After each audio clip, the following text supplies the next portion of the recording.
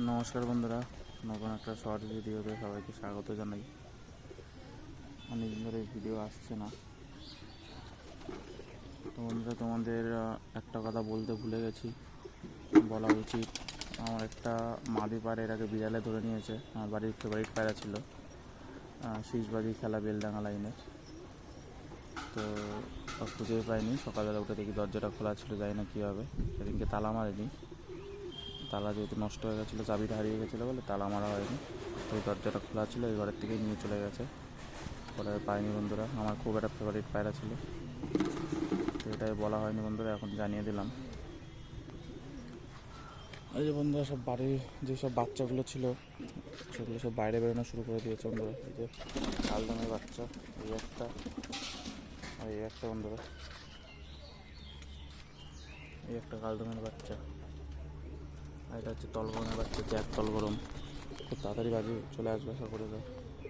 আর একটা কালদমের বাচ্চা। আর বন্ধুরা, এই যে দুটো বিস্কুটের তলার এরকম সবুজ বাচ্চা বেরিয়েছে। আশা করি খুব ভালো বাচ্চা হবে, কারণ বিস্কুটের যে জেনারেশন ছিল, আমি জানি কেমন জেনারেশন ছিল। বিস্কুটের বাবা মা দুটোই সবজি ছিল। বেলডাঙ্গা লাইনে খুব সুন্দর খেলা দেওয়া ছিল। তো দেখা যাক কী কেমন বেরোয়।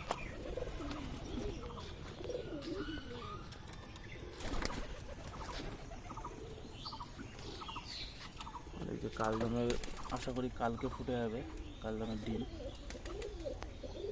আর ইয়েলো ম্যাদ্রাসের ডিমও কালকে ফোটার কথা। আর এই ডিম ফুটে গেছে বন্ধুরা, তলগরম।